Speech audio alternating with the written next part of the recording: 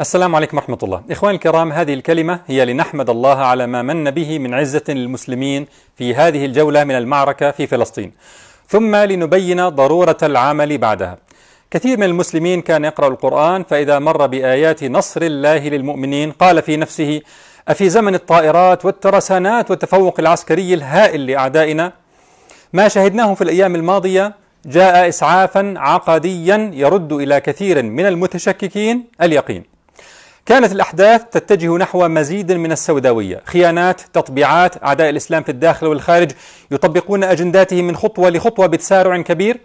ثم جاءت نفحة النصر هذه لتحيي الأمل، ويعلم المسلمون أن الله من وراء أعدائهم محيط.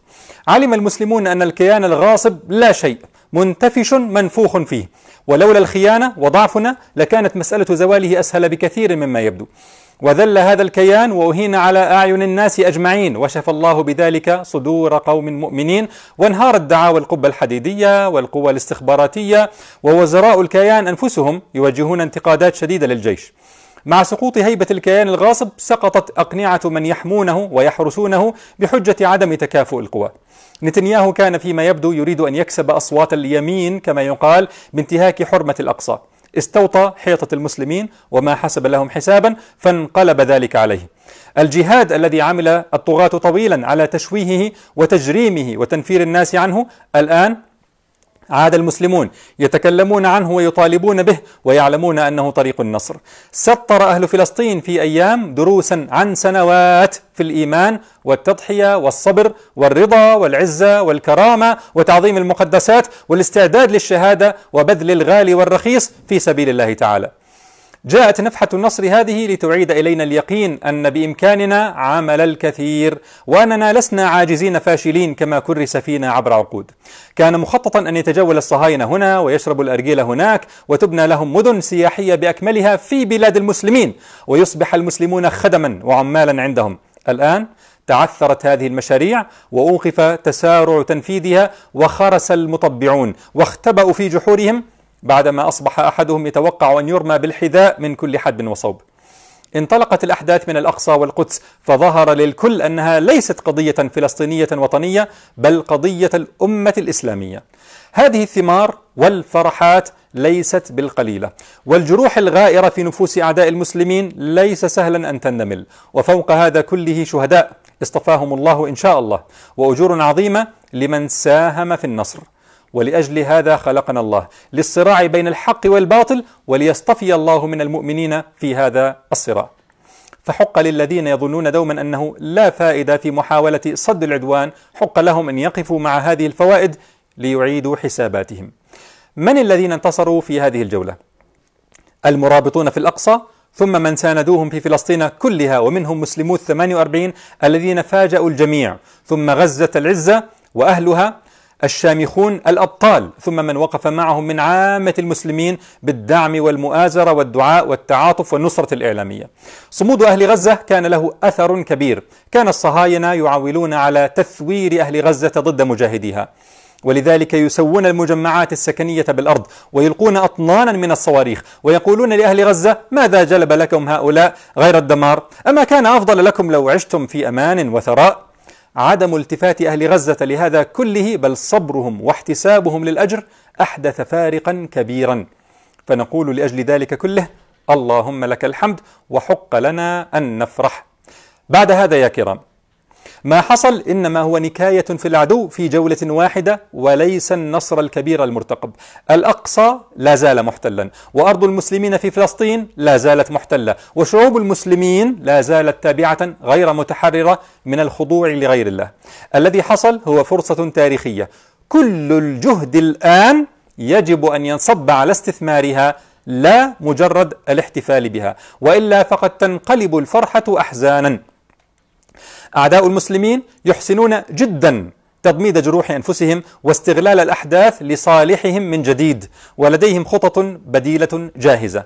ما حصل هو أشبه بمسلمين في سجن كبير أحدثوا نكاية في سجانيهم، قائلين بذلك للشعوب المسلمة: ها قد أثبتنا لكم كم هؤلاء السجانون ضعفاء مخاذيل، فهيا تابعوا، استكملوا مشوار النصر. دور الشعوب المسلمة الآن ليس أن يكتفوا بالتصفيق والإعجاب، بل أن يستكملوا مشوار النصر. انشغل المسلمون في أحد بجمع الغنائم للحظة، فانقلب النصر مصيبة، وكذلك في فتوحات أوروبا، في معركة بلاط الشهداء وغيرها.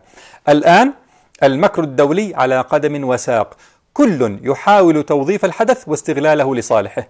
أمريكا تريد إيصال رسالة للكيان عن مدى حاجته إليها. القوى الإقليمية صاحبة الأجندات تريد أن تختم النصر بختمها وتطبعه بطابعها، بزعم أن النصر كان للفتات الذي تقدمه أو للسلاح الذي يسمح بتهريبه، لتخطف فرحة النصر من القلوب، على الرغم من أنها كانت وما زالت حربا على الإسلام والمسلمين. هناك طروحات لحلول تصفوية لقتل الثمرة التي أينعت في ظل الأحداث، ويتوقع أن يتم تسليط الضوء على جانب المعاناة الإنسانية في غزة للدفع باتجاه أي حل تخفيفي. وهناك من يستغل حتى تعاطف المسلمين لإقناع القوى العالمية بحاجتهم إليه في كبح جماح الشعوب ومنعها من التهام الكيان الغاصب. أمام هذا كله يا كرام، أمام محاولة الجميع لاستثمار الحدث، لا يصلح أبدا أن نكتفي بالاحتفال ونكون نحن المسلمين أغفل الناس عن استثمار الحدث ونتوقع بعد ذلك أن ينصرنا الله. مكر أعدائنا مستمر، فليس لنا إلا تولي الله ليمكر لنا. نحتاج أن ندرك حاجتنا الشديدة إلى الله لئلا نخسر الفرصة وتنقلب الفرحة إلى أحزان. إخواننا في الأقصى وغزة بحاجة إلى دعمنا المستمر، أن نكون لهم سندا وظهرا حتى لا يحتاجوا إلى غيرنا من أصحاب الأجندات الخبيثة، وحتى لا يضعفوا أمام الضغوطات، وهذا مهم جدا. نحن نعلم أن هناك مشاريع إقليمية محاربة لأهل السنة تريد أن تستغل نفحة النصر هذه لتجمل صورتها. فرحنا بما يحصل في غزة لا يعني القبول بما نسمعه أحيانا من تصريحات الثناء على هذه الجهة أو رفع صور رموزها الذين أوغلوا في دماء أهل السنة في سوريا والعراق. حديثنا اليوم هو عن معركة انطلقت لسبب مشروع من نصرة المسلمين ومقدساتهم، وبدوافع عقدية واضحة مشروعة. ونفحة النصر والعزة هذه هي في حقيقتها للمرابطين ومن ناصرهم، ثم لأهل غزة وإعدادهم وثباتهم وإيمانهم فيما نحسبهم، ولهبة كثير من الأمة معهم، مع عدم وجود أي نوع من أنواع التوازن بين القوى. فلا ينبغي يا إخواني، لا ينبغي اختزال نفحة النصر في جهة أو حركة معينة ثم الجدل حول تصريحات مسايسة هنا أو هناك بما يضيع بهجتها ويعكر أثرها. وأي تصريح فيه نسبة الفضل إلى أيد مسمومة فهو مردود مرفوض. ونحسب أن أبطال غزة أنفسهم لا يرتاحون له، وينبغي مطالبة المسلمين في غزة وقياداتهم أن يحذروا من أي تنازل على حساب العقيدة. وفي الوقت ذاته تتوجه الأنظار إلينا نحن، وتقع المسؤولية علينا نحن المسلمين أن نسند إخواننا في غزة وسائر فلسطين ونحتضنهم بما نستطيع لنغنيهم عن تلك الأيدي المسمومة. تعود كثير من المسلمين أن تحركه مشاعر آنية ثم يعود إلى ما كان عليه. نحتاج هذه المرة أن يبقى الحدث درسا بليغا عميقا لا ننساه، بل نوظفه يوما بيوم. سؤال وماذا بأيدينا أن نعمل؟ هذا السؤال ما عاد له مكان. هذا الذي صنعه أبطال غزة في أيام كانوا قد عملوا له لسنوات. عبر سنوات عانوا من الحصار الخانق من كل الجهات، حفروا الأنفاق بجهد ومشقة تحت الأرض ليأتوا بالطعام، بالأدوية، بحليب الأطفال، بما يستطيعون به صد العدوان. ردمت الأنفاق عليهم، فجرت عليهم، ضخ عليهم فيها المياه العادمة. هم بالفعل أناس في سجن كبير، ومع ذلك استمروا ولم ييأسوا. وهذا الذي رأيناه في أيام كانوا قد مهدوا له عبر سنوات طويلة. فعلمونا بذلك أن عليك أن تعمل، والله تعالى يبارك في القليل ويعطيك الفرصة في الوقت المناسب.